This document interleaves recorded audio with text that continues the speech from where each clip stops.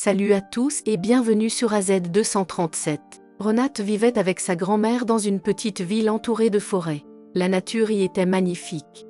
Et la jeune fille aimait courir jusqu'à la rivière tôt le matin pour nager. Ces bains matinaux gardaient la jeune fille en forme et lui remontaient le moral. Elle nageait jusqu'à la fin de l'automne. Cependant, lorsque sa grand-mère est décédée, Renate a pleuré de chagrin tout le temps et n'est plus allée à la rivière. Alban est arrivé dans son village après que ses parents l'y aient envoyé comme punition. Il avait complètement perdu le contrôle, séchant l'école, étant impoli envers ses parents et buvant souvent avec ses amis. Lors d'un conseil de famille, il a été décidé de l'envoyer à la campagne chez sa grand-mère pour l'été, dans l'espoir qu'il réfléchirait à son comportement et perdrait son arrogance. Mais à la campagne, le comportement du garçon ne s'est pas amélioré. Il a rapidement rencontré Renate et a commencé à la courtiser. La jeune fille, vierge de toute attention masculine, a pris tout au pied de la lettre et est tombée amoureuse pour la première fois de sa vie. Les amoureux se promenaient jusqu'à l'aube, écoutant les rossignols et les murmures de la rivière. Lorsque la jeune fille a découvert qu'elle était enceinte, elle a naïvement pensé qu'Alban l'épouserait, comme il se doit. Cependant, lorsqu'Alban a découvert la grossesse, il a dit que leur relation était terminée et qu'il n'épouserait jamais une fille rurale et naïve, car il aurait honte devant ses amis. Il est parti sans se soucier, et Renate, tremblante de colère, a pleuré amèrement. Elle n'avait personne dans sa famille, ni sa mère, qui était décédée il y a longtemps, ni son père, qui avait quitté sa mère avant que Renate ne naisse, ni sa grand-mère bien-aimée.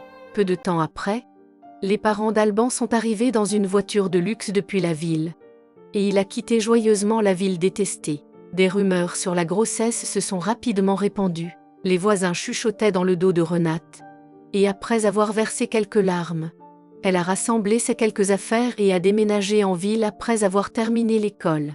Renate était une couturière formée, et elle a réussi à trouver un emploi dans une usine de couture en ville.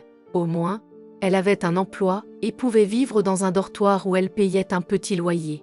La chambre était agréable, lumineuse et rénovée. Il y avait une excellente bibliothèque à proximité avec une salle de lecture où elle pouvait travailler sur un ordinateur. Consciente que les ordinateurs étaient l'avenir, Renate a appris avec diligence les graphismes informatiques chaque soir. Au début, elle étudiait des leçons gratuites, puis elle a commencé à les acheter. Elle voulait apprendre le plus rapidement possible, sachant que le salaire dans ce domaine était beaucoup plus élevé et que le travail était très intéressant. Elle vivait très modestement, économisait autant que possible et évitait toute distraction. Elle a même décliné les invitations de ses collègues à aller au cinéma.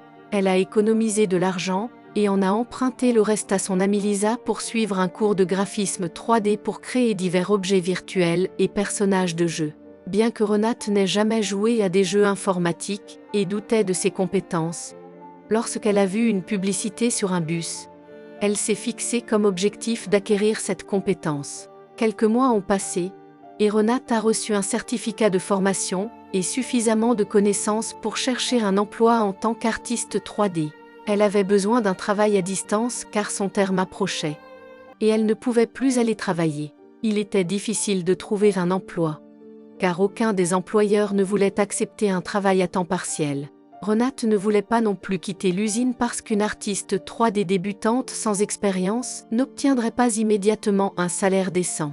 Néanmoins, elle a eu de la chance et a trouvé un emploi approprié. Renate a dû contracter un prêt pour acheter un ordinateur et se connecter à Internet. Au début, elle était dépassée. Elle prenait des tâches et en pleurait la nuit parce qu'elle n'avait pas assez de connaissances et d'expérience. Renate a dû apprendre beaucoup de choses et tout comprendre par elle-même. Cependant, parce qu'elle était diligente et avait une bonne mémoire, elle a commencé à réussir progressivement. Bientôt, un petit garçon est né que Renate a appelé Tam.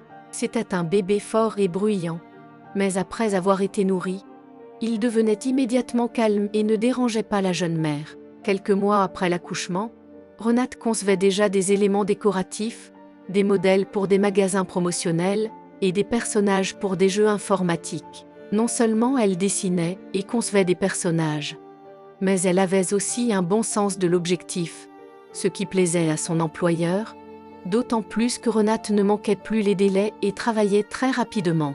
Cela a inévitablement affecté son salaire. Et les revenus de Renate lui ont permis de chercher un appartement. Cependant, elle a décidé de rester dans le dortoir pour le moment pour économiser de l'argent. De plus, sa voisine Lisa, également jeune mère, aidait à prendre soin du bébé. Renate travaillait dans une pièce sur l'ordinateur, ne prenant des pauses que pour nourrir son fils. Lisa, qui avait également un fils du même âge, s'occupait du bébé pendant le reste du temps.